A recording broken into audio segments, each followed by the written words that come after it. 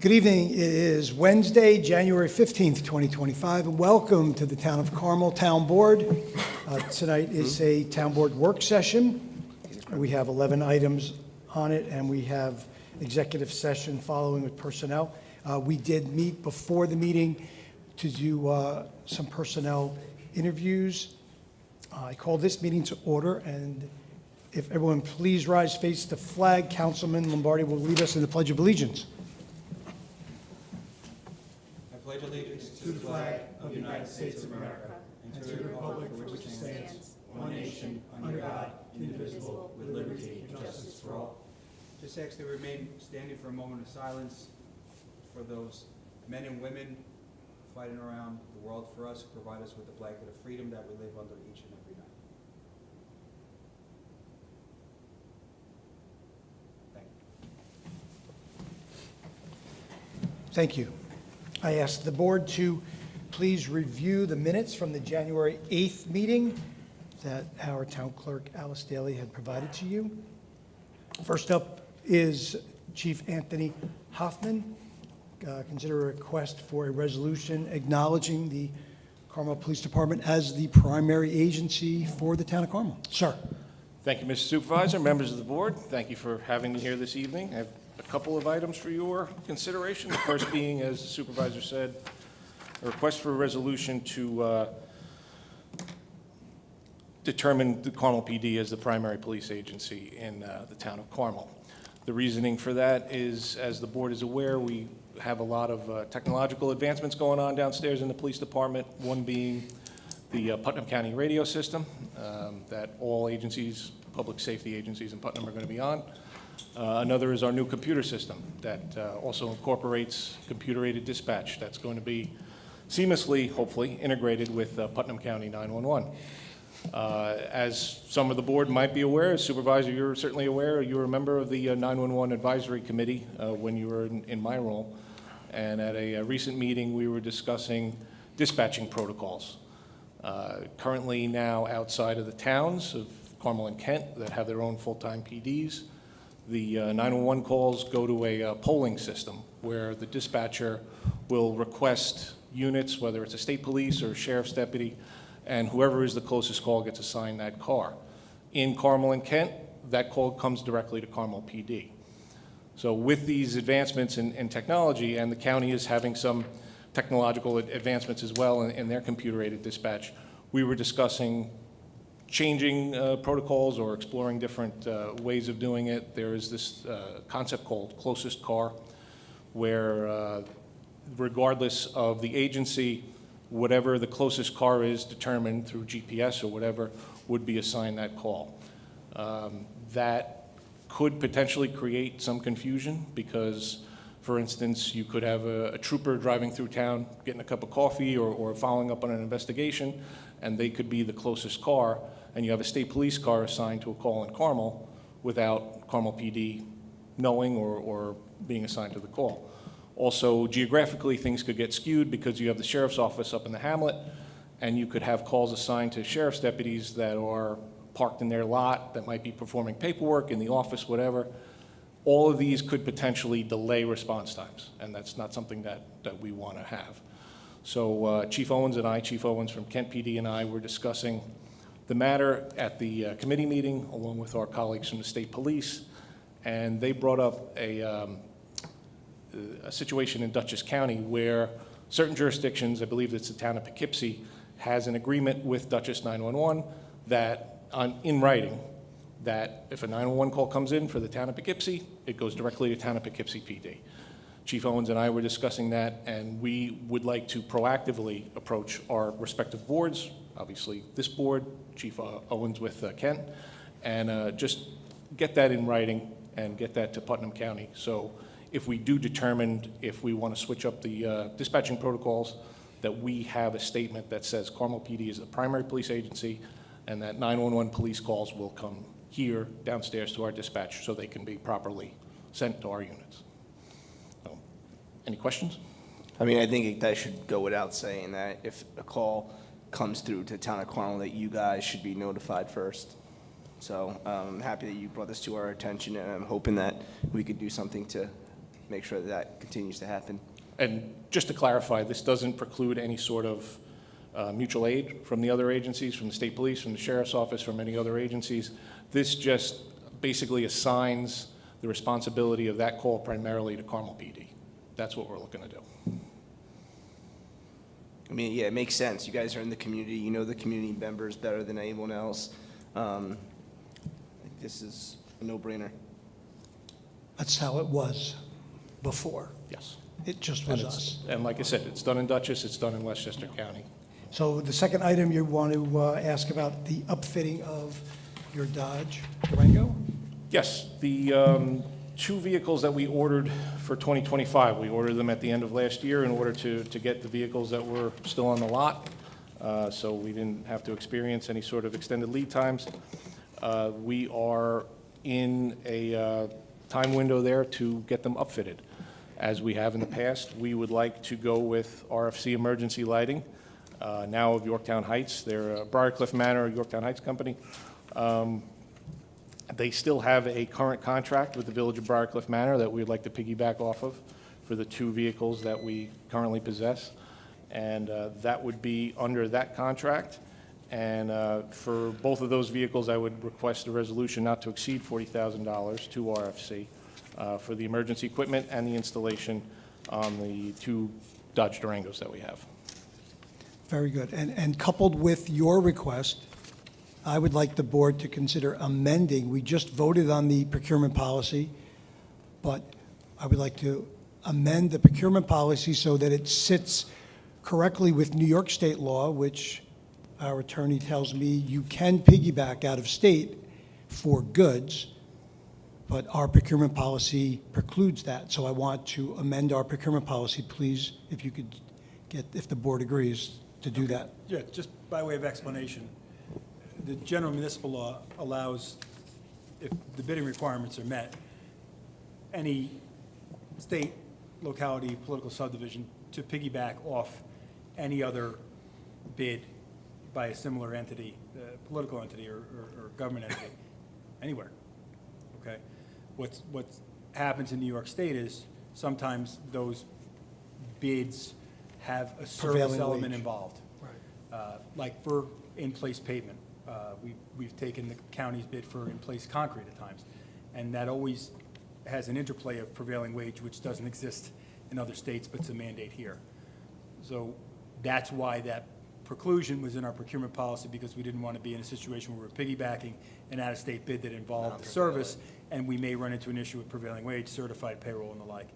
With sale of goods, that issue doesn't exist. You're buying a product that's already built, and you're having it delivered, you know, in its final form. So you could use out-of-state contracts? You can under the law. We just restricted it in our procurement policy because we didn't want to run into a prevailing wage issue. So if you're going to amend it, what I would suggest is that you amend it to the extent that if it's for sale of goods, you can piggyback anywhere that the GML allows. And for contracts that involve public works or services, you don't, because you're always going to run into that potential issue. All right, so I can certainly do that at a future meeting. Please. Present it to the board for review, I think that and makes you can sense. carve out that little exception, all right? Yeah. Yep, perfect, thank That you. makes their jobs a lot easier, too. All Plus, hopefully departments, it'll I save think. money. Well, we're going to Highway, police, Everybody, yeah. they can, you know, seek vehicles or equipment Save the that's out of taxpayers state. money. And the idea is to get the best price. But to lessen our overriding of our own procurement policy, which is Right, what we're about to do. which you're doing here. But the law dictates not Yeah. over the policy, and the law permits it. Yeah. So you can do it. Good. All right? You should be. And then, On to number 3, the topic of discussion. So as the board is aware in my memo, over the past 60 days, the Carmel Police Department has had 2 vehicle accidents where we have total losses of the patrol vehicles. but not your fault. No, because no, of they weren't the officer's the fault. offender's fault. No, one was the multi-county pursuit that was the day before Thanksgiving, that the suspect crashed multiple cars, damaging one beyond repair. That was totaled. The other was as a result of some slick road conditions and some lighting issues. But as a result, we also lost that car. Our vehicle issues remain. As I said, the previous two vehicles we got for 2025, we had to order in '24. So we were scrambling a little bit. Thankfully, again, our neighbors in Carmel helped us out. They made us aware of this company, Utilitac, in Pennsylvania, that is a one-stop shop for emergency service vehicles. We were able to find that they have two 2024 Dodge Durango Pursuit SUV police vehicles in stock, and that they also provide upfitting. They have the equipment. So Lieutenant Brown was able to contact them, get a quote. Their quote for the two vehicles that we would need to replace is $129,622.94. Now, minus the $91,724 that we would be getting back from insurance for the two Durangos that are damaged, we would be making up the remaining $37,898.94 from our vehicle auctions, the obsolete vehicle auctions that we had, that Superintendent Stern has helped us with, and our vehicle budget, what we have left in our vehicle budget. This would be an emergency purchase, as you were speaking about using out-of-state contracts before. This is a Pennsylvania state contract, so technically under our procurement policy now, it's not, it's not valid. So given the fact that these vehicles were lost in accidents, we are down two vehicles in a fleet that operates 24/7. It is hampering our ability to provide sufficient patrol services. We're making it work. We have spare vehicles, but there is a strain on the fleet. And if we were able to get these vehicles with a turnaround that's, I've been advised, is in the neighborhood of between 30 and 45 days, hopefully, we'd be able to get the fleet up to full strength. I thought you were down four. What's that? Four. I thought you were down 4 cars. Right now, we're down 2. We're getting 2 repaired. Oh, those Yeah. can be repaired. They're not totaled. When will those be back? Do you have a timeline on those cars? We're working with the insurance adjuster and the body shops, and hopefully, the two of the vehicles are serviceable. They're just banged up. Oh, yeah, So, cosmetic. including Lieutenant Bodo's vehicle from earlier, from last week with the Chief, did Pursuit. we get the 91,000 already yet, or we're waiting for that? We have half of it. I believe our mechanic, Craig Stofko, is stripping the second vehicle, and we'll be able to get that out within the next day or two. So we can get that check back. Chief, And on the- that's, I'm Go sorry, ahead. Suzie. Go ahead. That's the 129,600, that's including outfitting them and everything? That's the out-the-door price, yeah, Wow. that's everything.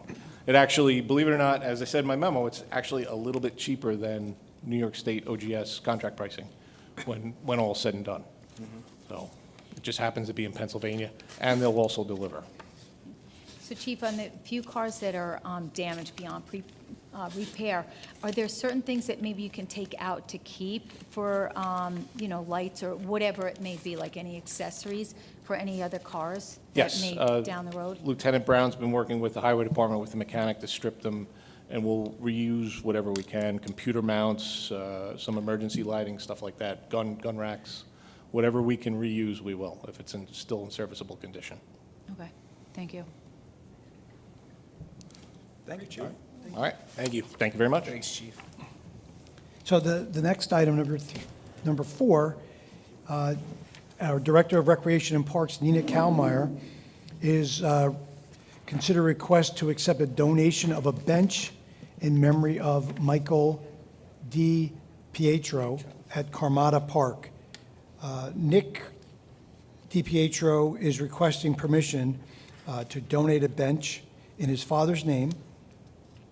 His father was a first responder at the World Trade Center, and unfortunately, he passed away from respiratory illness.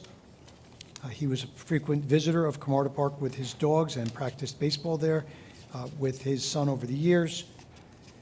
So attached is the bench, and it's going to have an inscription in memory of Michael G.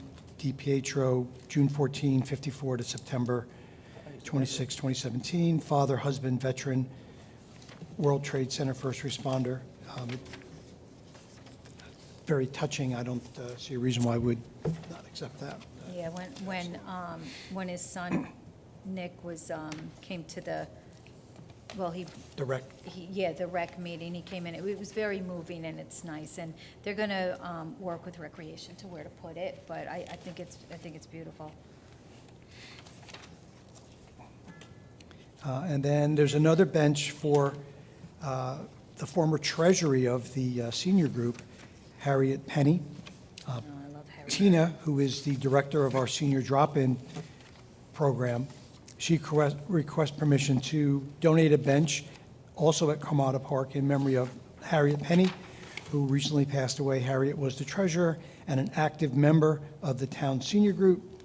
The bench will have a small memorial plaque mounted in the center and located near the pavilion.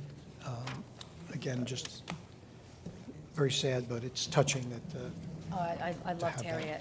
She's, yeah. This is great, thank you. Then we have Nina Kalmeyer, our Director of Recreation, gave us the concession stand contract. This 3-year contract with Liliana's Bagels and Catering, that's going to expire in March on the 20th. Is this for summer? The summer camp? For summer, yes, this is during the summer camp, they open up the concession stand. Yeah, and then it's for the whole season. Yeah. So people are just going down there to go swimming or on the playground. Yeah. So she has a list of the pricing, and No, Frank, you Am gotta I- say it. am This is I my, allowed- this is am I my allowed- last year. Am I allowed You- to say it? You have to say it. My This is my suggestion last is that year. we not allow soda to be sold at the concession stand. And I always I go agree. against it. I was like, Okay. nope. thank you. It's been a, Thank you, Michael Bloomberg, for your comments, I has nothing to do appreciate it. Thanks, Frank. I wish that you had his money, though. Michael I've said it Bloomberg. in the past. Yeah, Michael I didn't Bloomberg realize is it. Yeah, he It's a kicked out all the tradition, soft drinks. Yeah, and for Susie, I mentioned Can't it again. supersize your drink? thank you. Yeah. You Frank, do you made- drink You made soda? my night. Do you drink Is that soda? so the kids Not don't? really. That's so the kids don't drink kids. soda. You Yeah, can't but drink what about pop. the No, parent that's they, watching? No, this is he doesn't mostly- want mostly- them to be able Not to corn purchase fructose it or syrup in to, there. you know. The kids to purchase But- soda. Frank, I But agree, my- Frank. But my Wow. whole thing is. Frank, I agree. Yeah, but my whole thing is, if you're not able to build it there, when they go home and they drink soda, I At least mean. we What they can do stop at it at the home, park, though, what Frank. they I do gotta at Nope. home, Nope. let's see what I happens. agree, banning all soda except for root beer. No, wait, except for root beer float. But thanks, Frank. Number 7 is One of these years I'd get it. from our town engineer, Richard J. Franzetti, a request to attend a conference. Mr. Franzetti is asking to go to the New York Water Environment Association Conference in New York City's Marriott Marquis. That's from the 3rd to the 5th of March. The cost for the entire week is $610, and a single day is $370. In review of the conference brochure, there are multiple sessions over the course of the conference that will benefit his attending, and he will request that the board approve that. I don't see a reason why we would deny that. Anybody, comments? And then next up from Richard J. Franzetti is emergency repair services. He's got a memorandum he's presenting to us with emergency repairs and the payment authorization in the excess of $10,000 for services rendered. At Water 2, 7 Glenna Drive, there was a leak repaired on November 24th. Infomark, our operators replaced or repaired a water leak there's attached invoices for $10,101.44 for the repair. Then there's another one on December 5th at the same location. Infomark alerted the engineering department that they had to replace the radio communications system at Water 2. The existing hardware associated with remote telemetry units and the main control unit have caused repeated downtime in the automatic water control system at Water 2. The failures in this physical hardware have become severe that the system is now inoperable and having to run manually by operators. He attached an invoice for $66,721.25 for the repair and upgrades.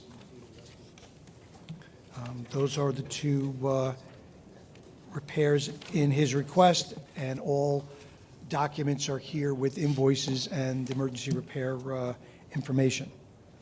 Anybody have any questions about Water 2? Did you want to tell people why he's not here?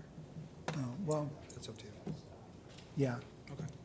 like we could, yeah. So Nina is under the weather, and unfortunately, Rich Franzetti's 93-year-old mom had passed away yesterday, Louise Franzetti. He sent us the obituary, and let me see. I think it's in Jersey.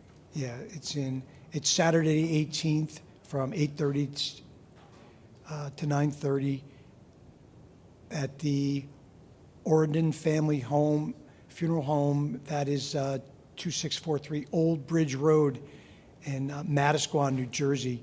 And there's going to be a mass at Our Lady Star of the Sea Chapel at 554 East Main Street in Manasquan, New Jersey, at 10 a.m. on Saturday. Our condolences to Rich and Tina and the rest of Rich's family for that. So thank you for reminding me of that. And number 10 is a memorandum from Rose Trambetta from the Planning Board. It's about a bond return for RPK Precision Homes, tax map number 55.14-1-5, bond register number 656. So on December 12, 2024, the Planning Board passed a motion recommending the bond return of $200,000 for the above-captioned property. Attached to this is the executed bond application form, Town Engineer Richard J. Franzetti's memo from October 1st, if anybody wants to look at that. And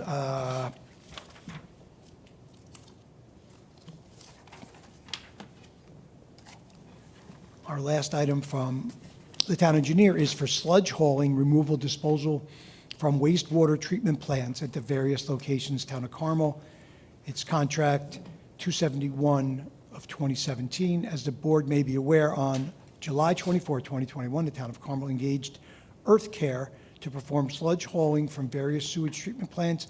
The contract duration was for 2 years. The contract provided for 2 extensions and 2 one-year periods at a unilateral option of the Town of Carmel. The town exercised this option to extend the contract for 2 years and 1-year periods. The second extension is set to expire June 30th, 2025. Based on the past 2 years of invoices, the pricing of this project will exceed the general municipal law threshold of $35,000. The engineering department requests authorization for this project to go out for public bid. If the board remembers, we had to renegotiate that with them because the price went up so sharply with the sludge that we ended up giving them a mid-contract adjustment. They closed the plant in Beacon. Yes, well, they closed the plant and had to bring it to, I think, across the river. Jersey. Yeah, There was Jersey, and I Yeah. don't know if Naugatuck's still open. yeah, But obviously, the transportation changed, yeah. so, but they honored, And we're forced, this is the sludge from the sewer plant, and you gotta get rid of it. we have to get rid of it. It's just a cost of maintaining that. If nobody has any comments about that, we have our Highway Superintendent, Mike Stern, here. He's requesting to piggyback for rock crushing bid request. This is the same that he did last year, right? That's correct. Good evening. For your consideration, I am requesting the authorization to piggyback per the attached bid award to Liberty Bell Trucking from the Town of Southeast Highway Department for rock crushing at the rate of approximately $15 a yard. This is a two-part thing of cleaning up Secor in the yard back there that the town has, and making our own material.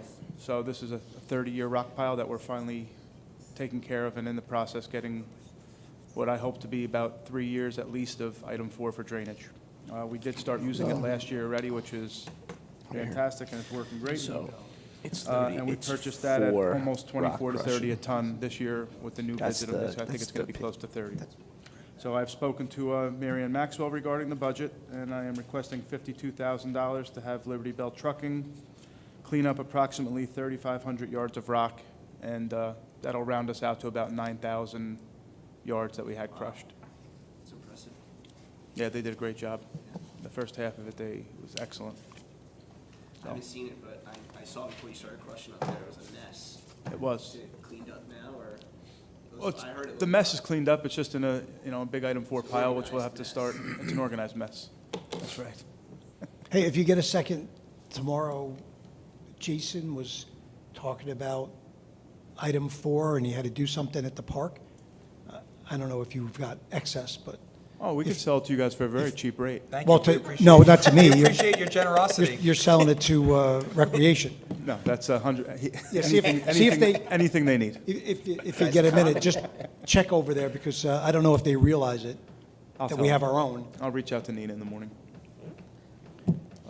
Thank you. It'll be, and we actually did utilize it for some of the stuff for them at the end of the year too, so any of the parking lots, things like that up at, what is it, Airport Park, it'll help out with all that stuff. It's awesome. Save us So. money, too. It's saving a ton of money, and every year we'll be creating it as we screen the drainage piles. We're starting a new pile this, but we'll maintain it every few years instead of 30 years. It's awesome. Thank you, sir. I think, I heard we're getting a snowstorm this Sunday, Monday. If that's the case, I want to get in a plow truck. No problem, just get your Can we organize CDL that? before then. Well, last time I came down, you sent me home, and you never came and got me. Oops. So, You weren't dressed properly. public comment, sir? Would you like to?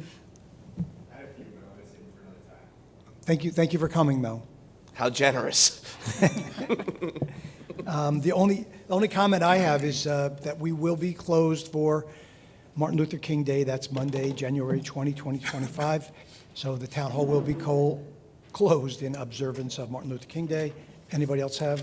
Yep, I just have one thing. The Town of Carmel Winter Indoor Farmers Market, they're going to be holding one on January 26th, Sunday, February 23rd, and Sunday, March 30th. It's going to be from 10 a.m. to 2 p.m., and it's going to be at the Airport Park main building, which is on Hill Street. And they have a bunch of vendors there, so hopefully everybody can join us Sunday, January 26th.